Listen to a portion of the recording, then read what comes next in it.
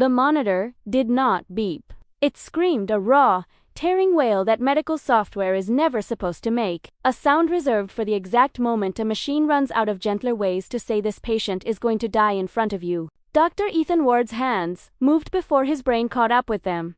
11 years. 11 years of trauma medicine on 3 different worlds, through meteor strikes and reactor fires and the kind of nights that hollow a man out from the inside, and none of it, not one single hour of it, had prepared him for what was happening on the table in front of him, right now. The scanner hovering above the alien woman's abdomen had stopped trying to help. It simply looped the same 2 words across its display. Ober and Ober in a red so cold it looked like a warning from the dead. Procedure unsupported. Procedure unsupported. Procedure unsupported. Somewhere beneath her ribs, in tissue no human being had ever been permitted to look at, let alone touch, something was tearing itself apart. And by the laws of her own people, if it killed her, that would still be the acceptable outcome. Better a dead envoy than a violated one. Ethan looked down at her face, at the fear flickering behind her fading golden eyes, and beneath the fear, something else, something aimed at him, fragile and unbearable. Trust, the kind of trust a drowning person gives to a stranger's hand, whether or not that hand has any right to be extended. He made a decision in that half-second that would end his career, shatter a treaty 40 years in the making, and quietly, irreversibly, rewrite the future of 2 species who had never once agreed to touch each other. He picked up the scalpel anyway. 3 hours earlier, none of this had seemed possible. 3 hours earlier, Ethan Ward had simply been a very tired man, trying to keep other people's children alive. The human medical outpost sat alone on the rust-colored plains of Caldera Station, a half-terraformed rock clinging to the seam between human space and the Lyrian compact, the kind of place nobody chooses to be from, only somewhere to be stationed. It wasn't much to look at, a cluster of pressurized domes bolted together like an afterthought, a landing pad cracked down the middle from thermal stress, and a perimeter fence that hummed faintly against a wind that never quite stopped blowing, thin and electric and endless. For the last 18 hours it had been the only functioning trauma center within 400 kilometers, and Ethan had not sat down once. A meteor shower, freak, unpredicted, the kind of astronomical event geologists would spend the next decade arguing about in academic journals, nobody outside their field would ever read, had torn through 3 nearby settlements 2 nights before. The outpost had been quietly absorbing survivors ever since. Miners with crush injuries. A family of settlers with radiation burns creeping up their forearms like sunburn from a sun that didn't exist. A 6-year-old girl who would not stop screaming until Ethan sat on the floor and held her hand for 11 straight minutes because her mother had not made it out of the collapsed shelter, and nobody had told her yet, and somehow, without being told anything at all, she already knew. He was surviving on protein bars and coffee gone lukewarm an hour before he ever got to drink it. Running on the specific, glassy exhaustion that makes the whole world go faintly transparent, like watching your own hands work a suture from somewhere, just behind your skull, a passenger in your own body. Then the storm doors screamed open, and 2 matte black transport drones came through the wind at speed, carrying a stretcher slung low between them, and everything Ethan thought he understood about his job changed in the space of a single breath. Contact, triage, Maria Cortez was already moving, snapping on a second pair of gloves before her first sentence finished. Non-human. Diplomatic beacon just lit the Iden scanner. She's Lyrian. High clearance. Very high clearance.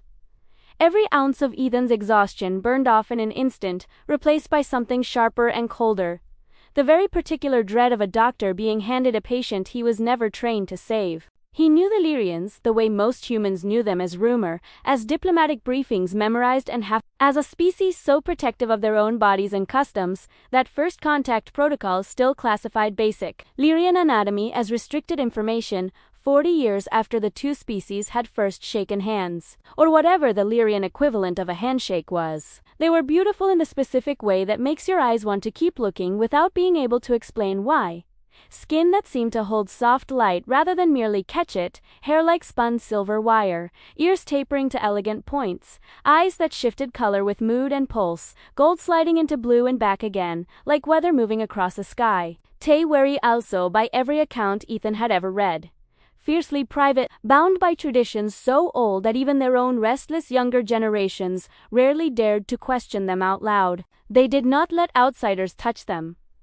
Not casually. Not medically. Not ever, if there was any way at all to avoid it. Humanity had made contact with a dozen alien civilizations in its long crawl outward into the dark, and nearly all of them had, in their own quiet and specific ways, decided that humans were something to be managed rather than trusted. Too impulsive. Too sentimental. Too quick to act before the paperwork had a chance to catch its breath. The Lyrians were simply the purest expression of that instinct, an entire civilization built around the conviction that some things were too sacred to risk on outsiders. Humans, most of all. Their medicine, their bodies, their most private customs.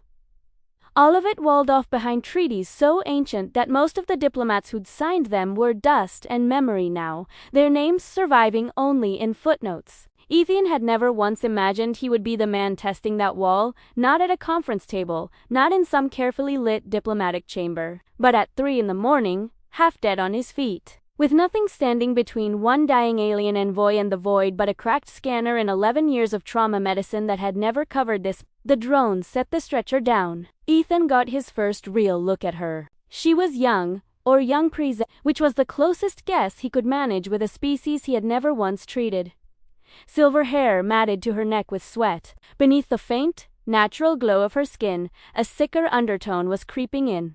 Dull, gray, like a bulb dying slowly instead of burning out clean. Her breath came in short, rationed pulls, as though she were budgeting the air she had left. A translator collar at her throat blinked weakly, struggling to keep pace with words she barely had the strength to shape. Name, Ethan said, half to her, half to himself, scanning for vitals the machine wasn't built to read. I need a name.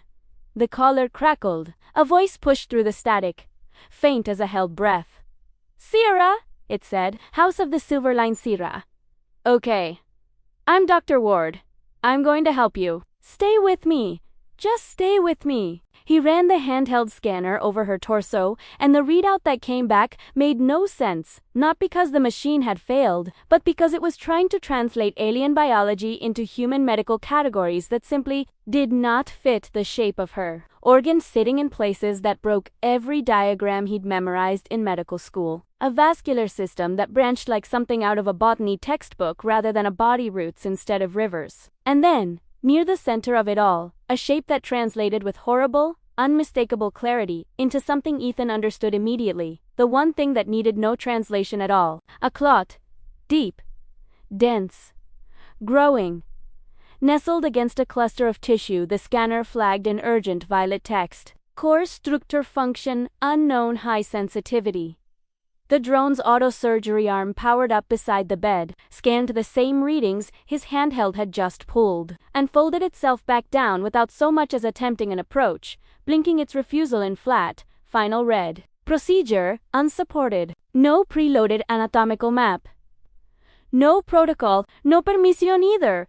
The machine's threat assessment routine had already flagged the target tissue as diplomatically restricted, which meant, in the cold arithmetic of its programming, that it would rather let the patient die than attempt an unauthorized incision. A machine could not be blamed for a war it never started. Ethan stared at the message, then at the woman fading in front of him. Something cold settled into his stomach and did not move. Machines don't break rules, he thought. That's the whole point of building them.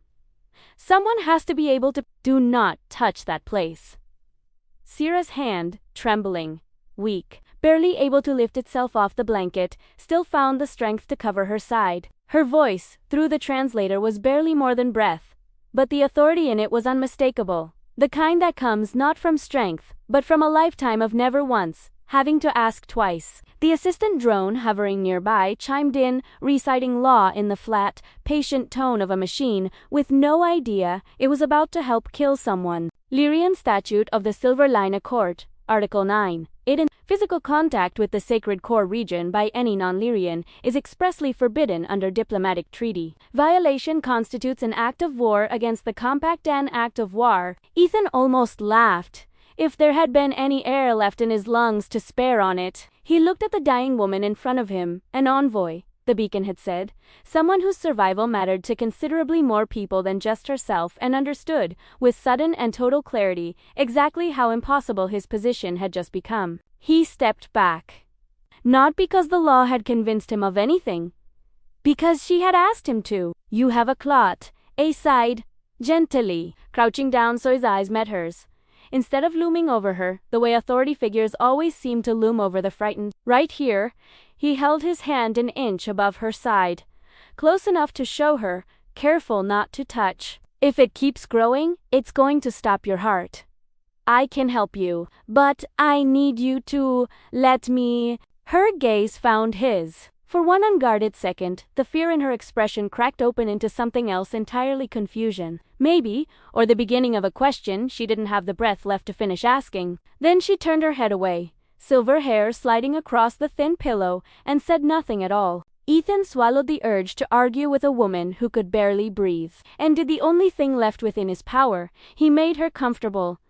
Oxygen. A mild sedative to blunt the panic climbing in her chest. A thin thermal blanket tucked gently around her shoulders. The fabric kept carefully clear of the glowing violet shape beneath her ribs, as though even the cloth might be considered a violation. Outside, thunder cracked across the thin atmosphere. The storm doors shuddered on their tracks. "You're safe here," he told her quietly, no longer sure whether she could still hear him. "I won't do anything without your word."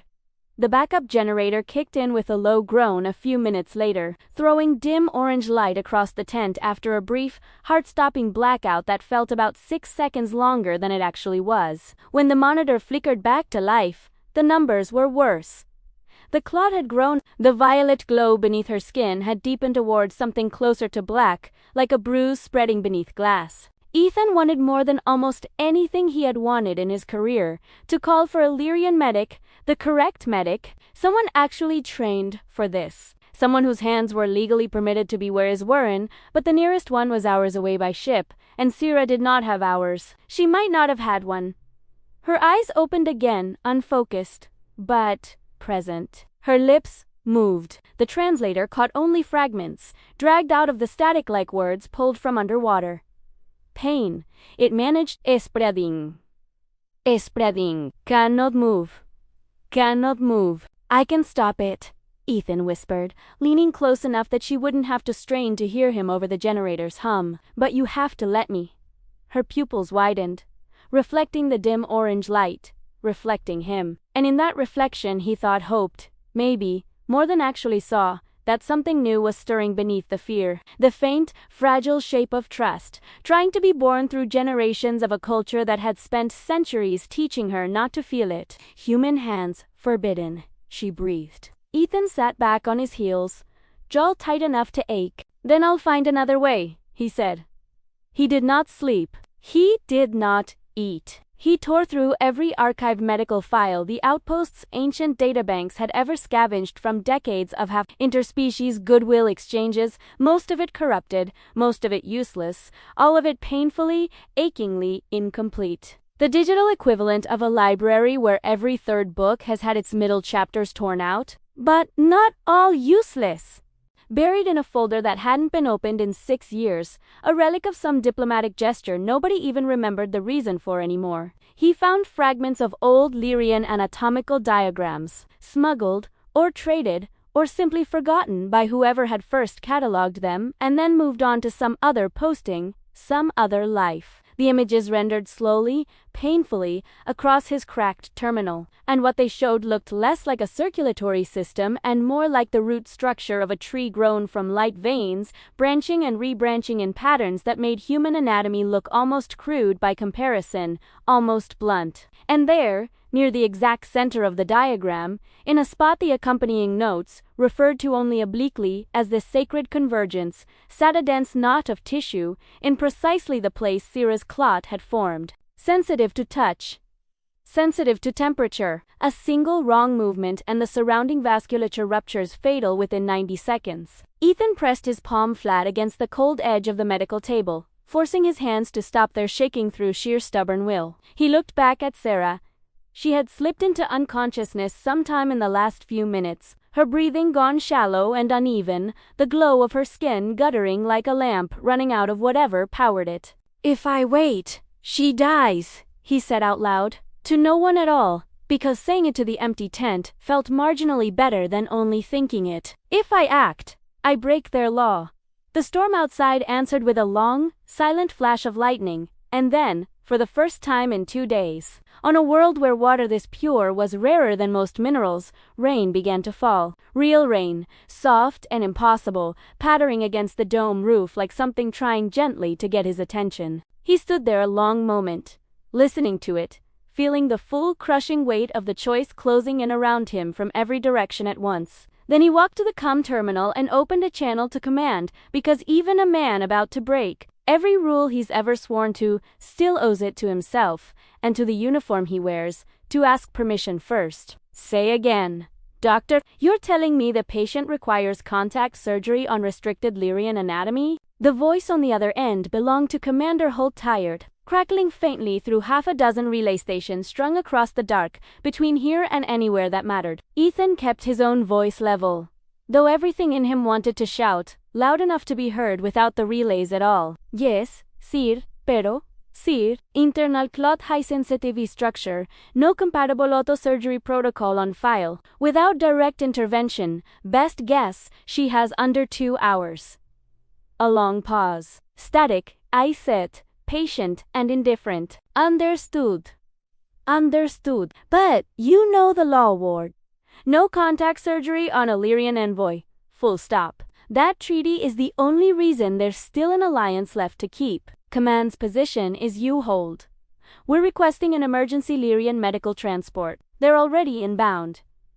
Ethan's eyes flicked to Sarah, motionless, skin dimming by the minute, degree by degree, like a candle burning down in a room with no one to relight it. "Sir, that could take another day. She won't have that long, and we both know it."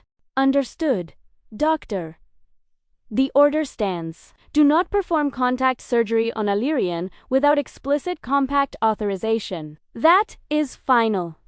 The channel cut before Ethan could push back any further, static swallowing whatever else he might have said into the silence it left behind. He sat there for a long moment in that silence, rubbing both hands over his face, feeling 2 days of exhaustion finally catch up to him all at once, like debt coming due. The generator hummed. The monitor beeped its slow, uneven rhythm. And somewhere in the dim orange light, Sarah breathed on, fragile, stubborn, still fighting for a life that her own laws seemed almost willing to let slip quietly away, as if some things were worth losing on principle. A soft chime sounded from her translator collar. Her eyes cracked open, unfocused, but present. "You are still here," the caller translated, her voice a thread of sound so thin it seemed it might snap under its own weight. "I don't leave patients," Ethan said, forcing a tired smile onto a face that didn't have much smile left in it. "How are you feeling?" "Cold," she whispered. "Heavy? Inside?" "It's spreading faster," he said quietly. "I know. But if I do nothing, you'll slip away, and there won't be a second chance to try something else." Her fingers twitched against the blanket, reaching weakly for something unseen, a hand that wasn't there, maybe, or one that was, and that she didn't yet trust herself to want. "Humans are strange," she murmured. "You risk much, for those who are not your kind." Ethan exhaled something between a laugh and a sigh. "Maybe that's what makes us human." Maria stepped into the tent a few minutes later, a tray of supplies balanced carefully in her hands, her uniform dusted with 2 days of the same exhaustion that had settled into everyone on the outpost, like a second atmosphere. "Still no change?" she asked, though her face already knew the answer. "Worse," Ethan said. "If the transport doesn't get here soon, she's gone. There isn't going to be anything left to save." Maria set the tray down slowly, watching his face the way you watch a friend standing too close to a ledge, not wanting to startle him, not wanting to look away either. "You're not thinking about doing it yourself?" He didn't answer. The silence answered for him, and it wasn't a comfortable one. "Ethan." Her voice dropped, urgent now. pulled tight. If you touch her treaty law, political fallout, they called it an act of war. I know, he cut in, gentler than the words deserved, gentler than he felt. So, what do I do? Sit here and watch her die because a rule says I have to. Because a machine decided the paperwork mattered more than the pulse. Maria studied him a long moment, the tray forgotten between them, and then said the thing that would echo in his head for days afterward, long after everything else about that night had blurred. Sometimes saving one life can cost 100 others. Think about that before you decide anything you can't undo. She left without waiting for a reply, and Ethan sat alone with the dying envoy and the hum of a generator that seemed, in that moment, like the only honest voice left in the room, the only thing not trying to talk him out of what his hands already knew they were going to do. He pulled a stool beside the bed and watched the glow of the clot creep another 3 millimeters wider on the scanner. Every breath Sarah took looked harder to draw than the last, like she was climbing something invisible and getting slower with every step. She stirred. Her hand brushed weakly against the blanket. "You worry," she said. "My face gives it away," he admitted, managing something close to a real smile. "We learn to read faces," she murmured, "when we deal with humans." A pause, her breath catching on something sharp inside her chest. "You wish to act, but you are bound by your own rules, the same as I am bound by mine." Something like that. Her voice grew softer still, fading in and out like a signal losing strength against a rising storm. "On my world, we are taught the sacred parts of life are forbidden to outsiders." A long, raw-shed breath. "But death is more forbidden still. It is the one thing our law was never meant to protect." Ethan leaned forward, sure for a moment that he'd misheard her. "What do you mean?" Her chest rose and fell, unsteady, each breath a small negotiation with itself. "I cannot give you full permission. My law will not allow the words to be spoken. Not even by me. Not even now. But if I do nothing, my people lose their envoy. My clan loses its voice among the stars. And you will have watched it happen with the knowledge to stop it sitting useless in your hands." He looked into her eyes and understood, all at once, exactly what she was trying to tell him without breaking the law that forbade her from saying it plainly. She could not speak the permission aloud, but her silence, the way she held his gaze now instead of turning away, was its own kind of consent, offered in the only language left available to her. Ethan stood. His chest felt tight enough to crack down the middle. He crossed to the supply cabinet and began laying out sterile tools with hands that trembled not from fear this time, but from the sheer, staggering weight of what he was about to do, and the knowledge that there would be no version of tomorrow where he had not done it. The ground shook before he'd even finished preparing. A mild aftershock rolled through the camp aftermath of the meteor strikes, still settling 2 days later, the planet groaning quietly about wounds nobody had asked it to bear. The lights flickered violently. The monitor lost signal for 3 agonizing seconds. When the tremor passed, Sarah was gasping, her pulse spiking hard and ragged across the readout. The clot had moved. "She's crashing," Ethan said, voice cracking with urgency as he grabbed an injector to stabilize her heart rate before it could climb any further out of reach. The internal scan flashed red. The clot had shifted, drifting dangerously close to a dense nerve cluster the archive diagram had marked with a single unambiguous word, catastrophic. Maria burst back in at the sound of the alarm, tray abandoned somewhere behind her. "What's happening? Her vitals are collapsing. I have to act now, Maria. Right now, or not at all." Maria's eyes dropped to the tools laid out in his hands, and whatever arguments she had been building on her way through the door died on her lips before it could form. She saw it in his face. The decision had already been made, somewhere in the space between one heartbeat and the next.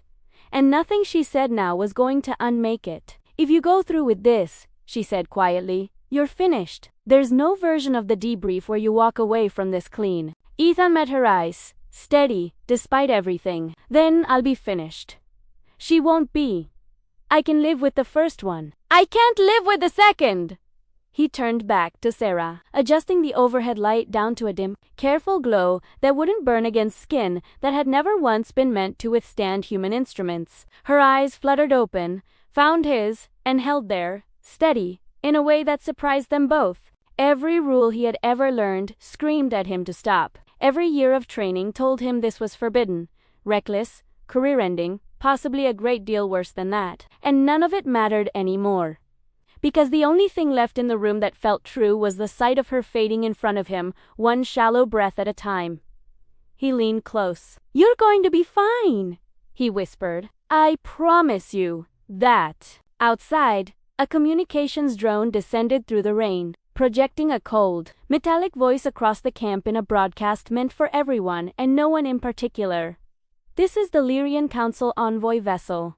We are approaching. The envoy must remain untouched. Human interference is strictly forbidden." Maria, pacing near the supply crates with her arms wrapped around herself against the rain, felt her stomach drop through the floor. She looked back at the glowing tent and whispered to herself, mostly just to have something to do with her mouth besides shake. "You're running out of time, Ethan." Inside, Ethan had no idea the ship was already in the sky above him. He had narrowed his entire world down to a 6-inch patch of alien skin and the holographic map hovering just above it. Sierra's inner anatomy, rendered in shifting light. Veins, branching like a tree made of stars. The clot pulsing dark and unstable at the very center of it all. A knot of wrongness in an otherwise beautiful architecture. No machine can reach that spot, he thought. Hands steady, despite everything screaming at him not to be. It has to be a human hand. It has to be me, because there is no one else left standing in this room. He placed a cooling patch against her ribs to numb the surrounding tissue. Her body tensed at the contact. An old, deep flinch, generations of taboo folded down into a single involuntary muscle twitch, and then, slowly, achingly, relaxed. Even fading in and out of consciousness, some part of her had already made her own decision. "Good," he murmured. "Just stay with me. That's all I need from you right now." He opened a small incision, guided by the scanner's projection, his gloves damp with sweat under the tense, humid heat. The tissue beneath her skin was unlike anything he had ever trained on, thin, translucent, alive with slow shifting color, closer to something out of a half-remembered dream than to a body he could name in any textbook. The clot sat beneath it, dark and swollen, and every second stretched, thin as wire, pulled almost to its breaking point. He reached for the fine stabilizer probe. His hands did not shake. A single slip the archived notes had warned him. In text he could still see behind his eyes when he blinked, and the surrounding vasculature ruptures. Fatal within 90 seconds. Outside, engines roared through the thin atmosphere, the Lyrian recovery ship, closing fast. Close enough now that the sound of it rattled the tent's thin walls. Maria looked up at the sky and, for lack of anything else useful to do with her hands or her fear, said a quiet prayer in a language she hadn't used since she was a child sitting in her grandmother's kitchen. Inside the tent, Ethan guided the probe into position. The scanner chirped twice, confirming alignment. He activated the field extractor, and the device began drawing the clot apart in slow, careful threads, one at a time, like unpicking a knot that had no business existing in the first place. Sierra's body tensed. Her pulse spiked hard on the monitor. "It's okay," Ethan whispered, close enough now that his breath stirred the silver hair at her temple.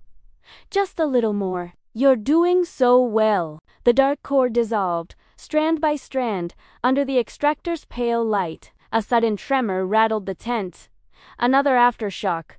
Smaller this time, but enough, and his hand jerked half an inch before his reflexes caught it, steadying the tool a single heartbeat before disaster could claim the whole room. He did not breathe again until the shaking had fully stopped and the ground beneath them had gone still. The final strand of the clot dissolved into nothing. The monitor's rhythm steadied. For a long moment, the only sound in the tent was the generator's hum and the ragged, relieved rush of Ethan's own breathing, loud in his own ears, the way it only ever gets after you've been holding it without noticing. He sealed the incision with healing gel, his hands finally beginning to shake now that the crisis had passed, the way hands only ever shake once the danger is already behind them. Once there's nothing left to steady for. Sierra's eyes opened slowly. Confused. Alive. "It no longer hurts," the translator whispered. Ethan let out a breath he felt like he'd been holding for 18 hours straight. "You're safe now. It's over." Her golden eyes found his, weak but wide, with something that looked almost like wonder, like she was seeing him, really seeing him for the first time. You touched the forbidden, she breathed. Why? He looked down at his own trembling hands, at the gloves still stained with something that glowed faintly even now, because sometimes the rules don't save lives. He said quietly, people do. The Lyrian ship touched down minutes later, dust howling sideways across the camp as its landing thrusters cut through the falling rain. Maria burst back into the tent, eyes wide with panic that had nowhere left to go. They're here. You need to stop. Right now. It's done, Ethan said simply, and there was nothing left in his voice to argue with. Two Lyrian guards entered first, tall and silent, their armor gleaming with woven silver patterns that seemed to catch light that wasn't quite there. Behind them came a council medic in shimmering blue and silver robes, her expression unreadable as she took in the scene laid out before her, the healed incision, the stabilized monitor, the human standing calmly at the bedside of a patient who, by every projection her own people had run on the way here, should already be dead. Human, she said, her translator carrying a voice edged in something colder than the rain outside. You were warned. Ethan didn't flinch. I saved her life. The clot was seconds from rupturing. You wouldn't have made it in time, and we both know it. You touched her sacred core, the medic said, each word placed like a stone. You know the punishment for that. Before Ethan could answer, Sarah pushed herself upright, weak but insistent, her hand reaching toward him across the space between them. He saved me, she said, her voice thin but carrying more strength in it than it had held in hours. No one else was here who could. The guards exchanged a glance. The medic studied Sarah for a long, heavy moment, weighing something Ethan couldn't name, then turned back to him. The council will decide, she said finally. Until then, you are confined. As the guards led him out into the rain, Sarah's voice followed him, soft but unmistakable through the collar's static. Thank you, human. Confinement gave Ethan nothing to do but think, which turned out to be its own particular kind of punishment, the kind with no walls you can push against, just your own decisions playing on a loop. Maria visited that evening, a data pad clutched in her hands, and worry etched into every line of her tired face. The inquiry started, she said. The Lyrian medic reported everything. They're furious, Ethan. They want you off this planet by morning. They can do whatever they want, he said, staring at the ceiling of the small holding room like it might have answers written on it. I'm not sorry. I want that on the record too, whatever record they end up keeping. I know you're not, Maria said, sitting across from him on the room's single bench. But you don't understand how deep this cuts for them. Touching a Lyrian like that, it's not just breaking a rule to them. It's like violating their faith itself. Some of them are already calling it an act of desecration. Ethan rubbed his forehead, exhaustion and adrenaline both long since burned out, leaving only something flat and clear behind. And Sarah? Is she alive? Actually alive, not just stable on paper. Stable? Maria said. The medics confirmed your work saved her. She's asking to speak to the council in your defense. They won't let her, not yet, anyway. He leaned back against the wall, staring at nothing in particular. They can silence her voice in that room. They can't change what already happened in mine. Neither of them spoke for a long while after that. Outside, the storm had finally passed, leaving behind a strange, ringing quiet, the kind that only ever settles in after something enormous has finished happening, and the world hasn't quite figured out what comes next. Ethan thought about the years he'd spent training for exactly this kind of moment, and how none of it had prepared him for the part nobody teaches in medical school, the part where saving a life and following the rules stop being the same thing, and you have to choose, alone, in real time, with no committee to defer to. He thought about the instructors who drilled protocol into him like scripture, about the ethics boards and the treaty briefings, and the endless lectures on cultural sensitivity that all boiled down, in the end, to the same quiet warning repeated in a dozen different voices. Some doors are not yours to open, no matter what's behind them. He thought about the little girl he'd held for 11 minutes 2 nights ago, and how not one single treaty in the galaxy had stopped him from doing the only thing that had made any sense in that moment, either. Finally, Maria stood to leave. "They'll come for you soon," she said. "Be careful what you say in there." After she left, Ethan sat alone, turning Sierra's last words over and over in his mind. You touched the forbidden. Why? He hadn't had a real answer for her then. He did now. It hadn't been medicine, not really, not in the way the textbooks meant the word. It had been something older and simpler than that. It had been humanity's oldest, most stubborn instinct, the one that apparently no treaty had ever quite managed to legislate out of them. Help, no matter the cost of helping. 2 guards came for him an hour later, their armor glowing faintly silver in the fading light. The council waits, one said. You will speak. Ethan followed them out across the quiet camp, the sky bleeding from red to soft purple as the sun sank behind distant cliffs that looked intisalite, almost hennily. In the distance, the Lyrian vessel sat like a shard of glass against the darkening horizon, elegant and utterly alien, and somehow, despite everything, beautiful. They led him aboard, through cool corridors humming faintly with something that felt more like living tissue than machinery, into a wide chamber, lit in soft, oceanic blue. The council sat in a loose semicircle, tall, luminous figures draped in robes that seemed to move like water even when they were perfectly still. At the center sat the elder Merit who had confronted him hours before, her golden eyes sharp as drawn blades, missing nothing. Ethan stood straight. He did not bow. Human, one of the council members said, the words carried through a translator net that filled the entire chamber at once, reaching every terminal simultaneously. You were told our laws. You defied them.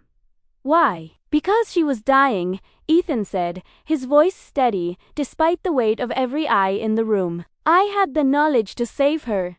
No one else present did. I did what any medic in my position should have done, and I'd do it again tonight if you put her back on that table. The elder leaned forward, robes shifting like a tide going out, even knowing it meant defiling something sacred. You believe your kind's logic outweighs generations of our tradition, built long before your people ever left your own atmosphere. I don't think life should have boundaries, Ethan said. Not when it's slipping away in front of you, and you're the only one holding the tool that could stop it. A low murmur rippled through the chamber, the translator net carrying his words out to every corner of the room at once. The elder's tone hardened further, cooling by the syllable. You may have saved one life, but you have insulted an entire civilization in the doing of it.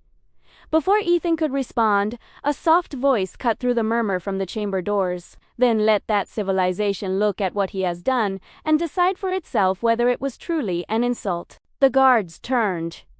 Sarah stood in the doorway, weak but upright, wrapped in a pale ceremonial robe, leaning heavily on a slender staff for support. The chamber's blue light caught in her silver hair like moonlight on water. Her eyes, though tired, were clear and utterly unwavering. The council stirred in open surprise. You were not summoned, envoy, the elder said sharply. Sarah bowed her head slightly, but did not retreat. I was the one he saved.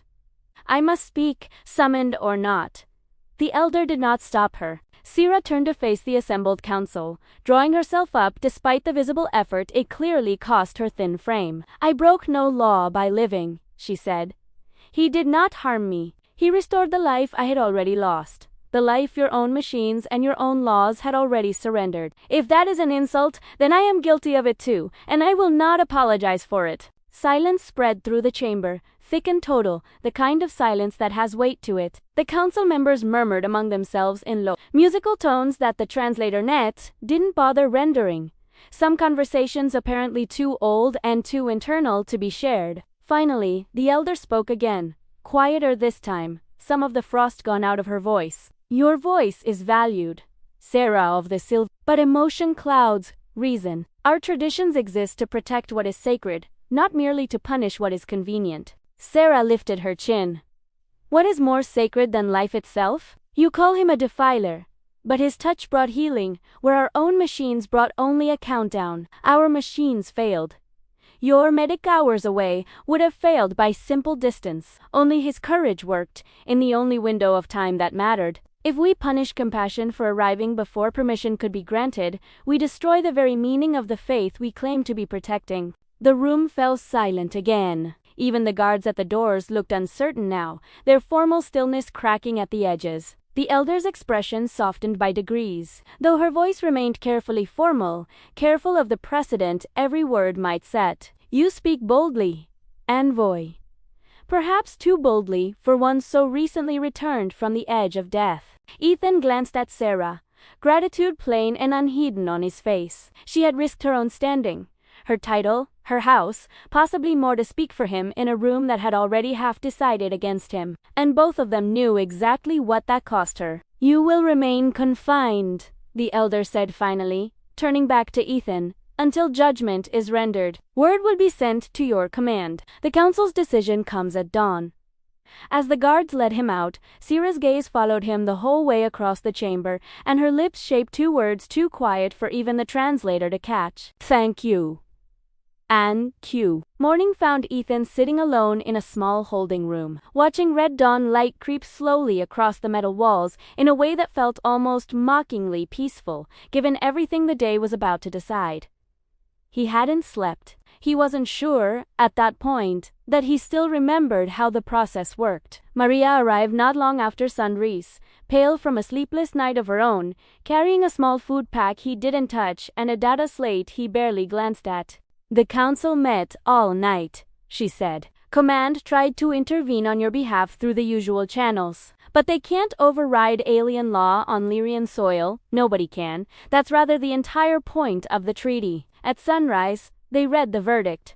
Ethan nodded, unsurprised by any of it. Sierra's recovering, Maria added. Softer now. She refused to stay in the medbay, told the medics she'd be there for the verdict, no matter what they said about her condition. A tired half-smile touched his mouth despite everything. That sounds like her. Maria hesitated, then set a small silver ring-shaped device on the table between them, sliding it across with 2 fingers like it might be something dangerous. They gave me this to return to you. Your access chip. After the hearing, they're putting you on the next supply ship back to Earth. Ethan looked at it without reaching for it, letting it sit there in the light. Exile, he said quietly. Could be worse, Maria said, her eyes softening in a way that told him she'd already imagined several ways it could have been. You did the right thing, Ethan. Maybe someday they'll see it that way too. He gave a tired, honest smile, the first fully honest one in what felt like days. Maybe?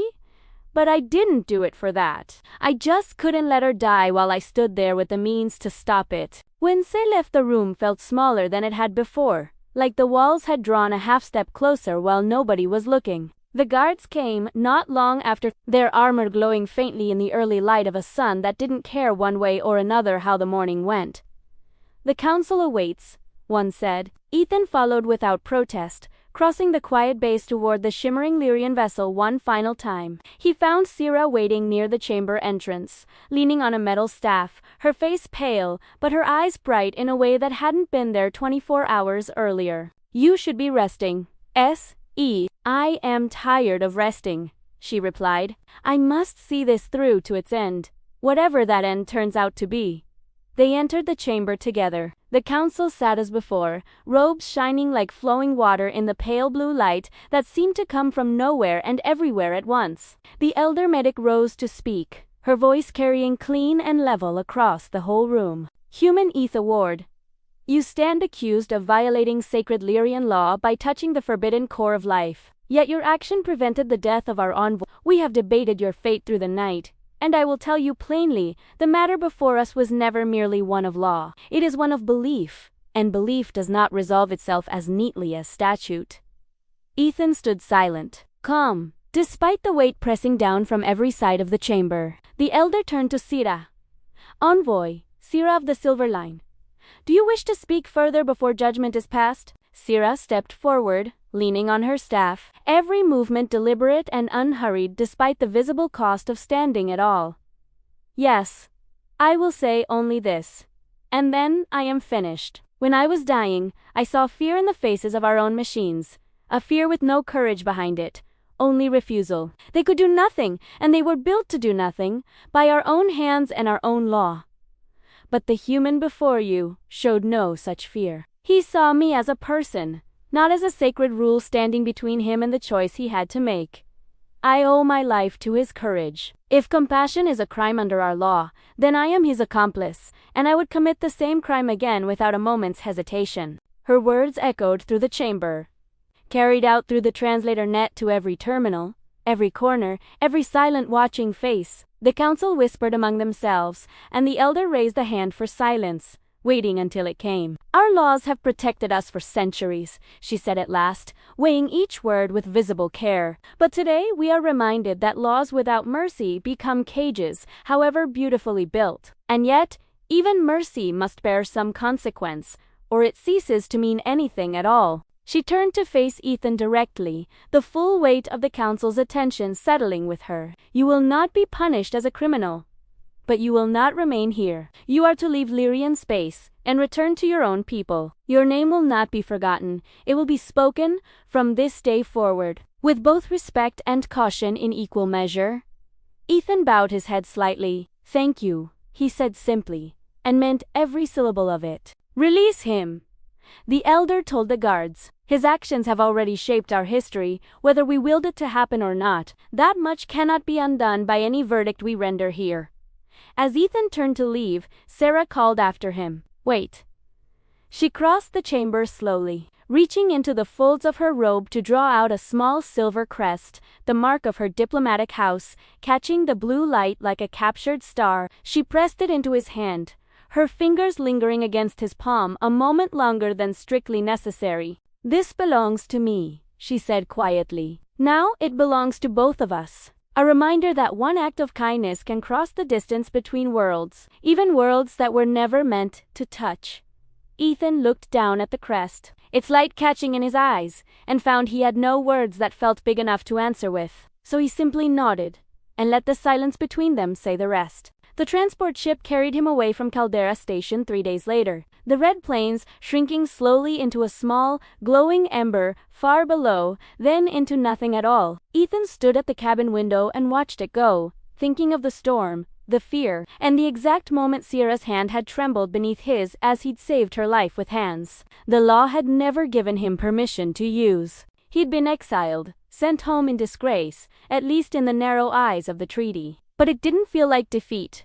Not the way he'd expected defeat to feel. Something had shifted out there on that dusty, rain-soaked plain. Something far bigger than one exhausted doctor and one dying patient. And he could feel it settling slowly into the shape of history even as the ship carried him steadily away from the place it had happened. Back on Earth, the debrief was cold and clinical, conducted in a room with too much glass and not enough warmth. 2 officials in dark uniforms studied his file behind a desk that seemed designed to keep some distance between itself and whoever sat across from it. "You violated 2 diplomatic treaties," the older woman told him. Not unkindly, more like she was reading a weather report than a verdict. However, the Lyrian Council has declined to demand trial or sanction. They've instead chosen to record your name in their own archives as the human who broke their most sacred law and saved one of their envoys in the same breath.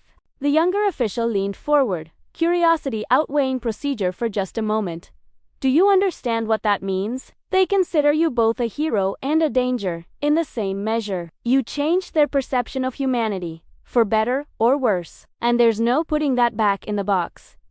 "I didn't mean to change anything," Ethan said quietly. "I just did what I had to, with the hands I had, in the time I had." The woman studied him a long moment, then allowed the smallest of smiles to cross her otherwise unreadable face. "Maybe that's exactly why it mattered. You acted as a healer, not as a politician." She closed the file with a soft click. "You're discharged from active duty. Your license remains valid. You simply won't be practicing in alien sectors any longer." "That's fair," he said, and found that he meant it. He left the station with nothing in his hands but the silver crest, cooled against his palm, and walked for a long time through the quiet streets of a coastal city he barely recognized anymore, listening to waves he hadn't heard in years and hadn't realized until just now that he'd missed. Weeks folded slowly into months. Ethan took a quiet post at a small medical clinic near the coast, far from anything resembling a diplomatic incident, far from anything at all resembling the life he'd been living before. His patients were miners and dock workers, and the occasional lost traveler passing through, people who said little and carried whole histories behind their eyes. The kind of patience who never once asked him to justify a decision he'd already made peace with. Life slowed to something almost peaceful, almost forgettable, in the way that ordinary days always are until you look back and realize how much you needed them. Still, some nights he stood outside and looked up at the stars, wondering if the Lyrians ever spoke his name at all anymore, or if the whole affair had simply been swallowed whole by the quiet churn of bigger politics, the way most things eventually are. Then, one evening while restocking supplies in the back room, the clinic's ancient comm unit chimed with an incoming transmission. He almost let it go to storage, assuming it was routine cargo data, the kind of message that could wait until morning.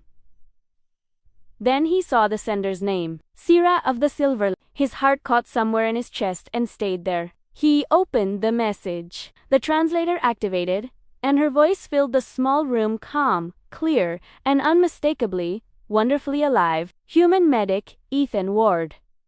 I hope this message finds you in peace. I wish to tell you the Council has changed its decree. No longer will sacred law forbid aid from other species in times of true need. They have named it the Ward Clause. He froze, staring at the screen as though it might take the words back if he looked away.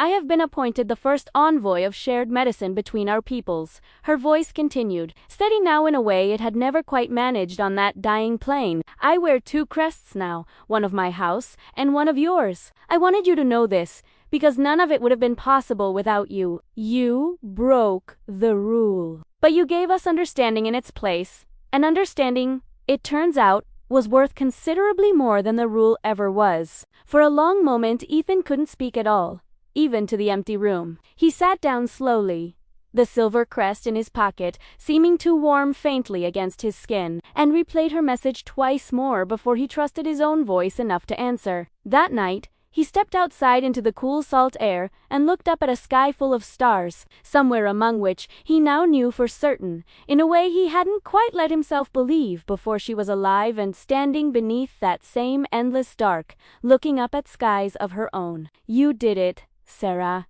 he whispered. Months later, a golden morning rose over the coastline, and Ethan stood outside the clinic with a cup of coffee, watching cargo ships drift lazily above the ocean on their way to somewhere he no longer needed to be. Life had become quiet, almost forgettable in its steadiness, and yet not a single night passed without some small memory of her surfacing, her voice, her steadiness under pressure that should have broken her, the way she'd stood in front of an entire council and refused to let fear decide her words for her when it would have been so much easier to stay silent. The Ward Clause had, against every expectation anyone had dared to voice out loud, spread mixed medical teams, human and Lyrian, working side by side in ways that would have been unthinkable a year earlier, had begun appearing across the border colonies, one clinic at a time. News feeds called it, half-jokingly at first and then with something closer to real reverence, the Bridge of Compassion. Ethan smiled quietly every time he heard the phrase, still faintly amazed that one desperate night on a dying plane had grown into something this large, this permanent, this far beyond his own two hands. The morning's routine unfolded as it always did, an old miner with lung trouble he'd seen a dozen times before. A child with a broken wrist earned falling off something she probably shouldn't have been climbing. Medicine, prepared and labeled for the afternoon shuttle crew. Then the comm screen lit up with an emergency alert. An off-world vessel requesting immediate landing clearance for a medical emergency. The kind of alert that used to mean nothing more than routine paperwork. Ethan grabbed his bag and ran for the landing field, heart hammering before he even fully understood why it should be. A silver ship descended through the morning clouds, its hull glowing faintly like living crystal, nothing at all like a human craft, nothing at all like anything that belonged in this sky. His breath caught somewhere in his throat. That design. I know that design. The ship touched down softly on the sand, disturbing nothing more than a fine spray that settled almost as gently as it had risen. Its doors opened to reveal a mixed team of medics, human and Lyrian, working shoulder to shoulder as though the arrangement had always been perfectly ordinary. Translator badges glowing in perfect sync. Uniforms marked with the insignia of both worlds woven together into one. At their center stood a woman he would have recognized anywhere, even after all the months that had stretched out between them. Sarah. Her silver hair moved gently in the ocean breeze. Her golden eyes softened the instant they found him across the sand. She wore a new robe, embroidered with 2 crests woven together as one design, one Lyrian, one human. Neither one above the other. "You look the same, Dr. Ward," she said, the translator carrying the warmth in her voice with perfect clarity. "And you," he managed, caught somewhere between disbelief and a joy he hadn't let himself expect to feel again. "I never thought I'd see you again. I'd made my peace with that. More or less." "Neither did I. For a long while," she said. "But the council has opened the first shared clinic on the border colonies, and they asked me to lead it. I requested one condition before I accepted, that the first person I work beside there is you." Ethan blinked, certain for a second he'd misheard through some fault of the translator. "Me? Yes," she said, smiling in a way that reached all the way to eyes that had once been fading in front of him on a rain-soaked table. "It was your courage that began all of this. I could not let the story continue without the person who started it standing somewhere in the middle of it." The medics around them watched quietly, smiling to themselves, as though they already understood exactly what was passing unspoken between the two of them, standing there on the sand, like the tide had brought something back that the sea wasn't supposed to give twice. Sarah stepped closer. "I came to invite you to return with us, not as a human among aliens, tolerated at the edges of something that isn't yours. As a healer among equals, standing in the center of it." Something old and familiar stirred in Ethan's chest, the same pull that had guided his hands on that stormy night so many months ago, the one that had never once asked his permission before it moved. He glanced at the glowing ship behind her, then back at her steady waiting gaze, and felt the decision arriving the way the right ones always seemed to with her, quietly and completely. "If I go," he said slowly, "it means leaving everything again, starting over, one more time, somewhere I've never been." "Sometimes," Sarah said softly, "we leave one home in order to build another. It does not mean the first one meant less."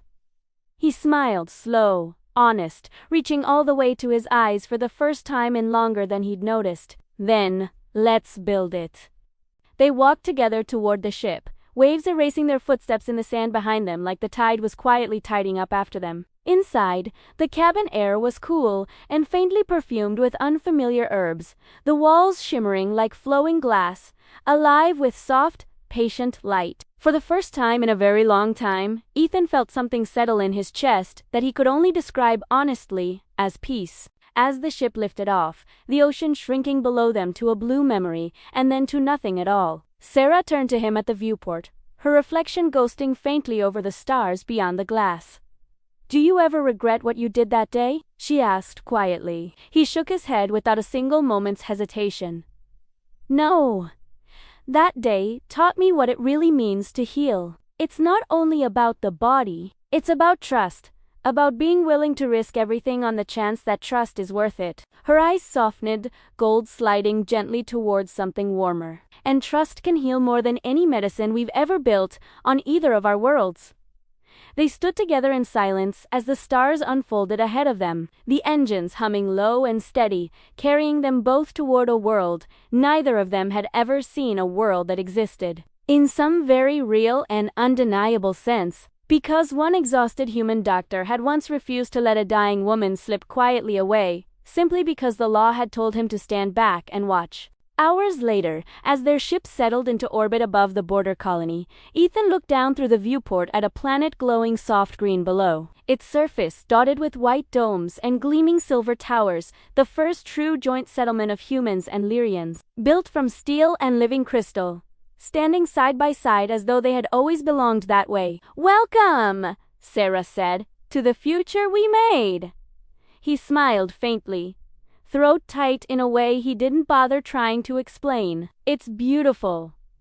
As they stepped off the ship into the bright, promising air of the new settlement, laughter and quiet conversation drifted out from the medical complex ahead, human and Lyrian doctors working together under the same roof, in the same light, bound by the same simple, stubborn belief that no law, however old or however sacred, should ever be allowed to outweigh a life standing right in front of you. Ethan knew, walking beside her across the warm sand of a world that hadn't existed a year ago, that someday the details of his name might fade from memory, Politics always finds a way to blur its own history, sanding down the sharp edges until only the smooth, useful parts remain. But the kindness that had started it all, one impossible choice, made in fear, in a storm, on a dying world, by a man too tired to remember his own name, would remain, woven now permanently into the foundation of two civilizations slowly, stubbornly learning to trust each other. And as Sarah walked beside him toward the light of the new clinic,